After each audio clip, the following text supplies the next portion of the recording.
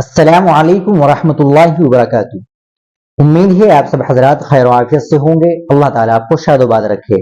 ناظرین کرام، ابھی قریب میں ہی مظاہر علوم سہارنپور کے ناظم اعلیٰ حضرت مولانا محمد سعیدی صاحب مالک حقیقی سے جا ملے، جو ایک بڑا نقصان ہے اور علماء طلباء کے لیے ایک بڑا خسارہ ہے۔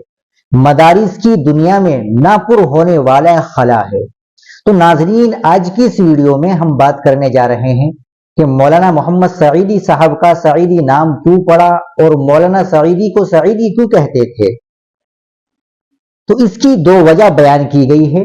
پہلی وجہ تو یہ ہے کہ حضرت اپنے جد امجد حضرت مولانا مفتی سعید صاحب اجراڑوی رحمۃ اللہ علیہ کی طرف نسبت کرتے ہوئے سعیدی لکھتے تھے، اور دوسری وجہ حضرت خود بیان کرتے ہوئے بتاتے تھے کہ میں سعیدی اس لیے لکھتا ہوں تاکہ روز قیامت اللہ تبارک و تعالی میرا حشر سعادت مندوں کے ساتھ کر دے، اور اس امید کی بنا پر حضرت اپنے آپ کو سعیدی کہتے تھے۔ ویسے آپ کا تاریخی نام فرحت اثر تھا اور محمد کے نام سے دنیا میں مشہور ہوئے۔ ناظرین، یہ حضرت کے اپنے نام کے ساتھ سعیدی لکھنے کی وجہ تھی۔ سامعین، آپ کا حضرت سے کیا تعلق رہا ہے؟ طلب علم کا تعلق رہا ہے یا پھر تصوف واقعیت کا تعلق رہا ہے یا دوستی کا تعلق رہا ہے؟ کمنٹ باکس میں ضرور بتائیں۔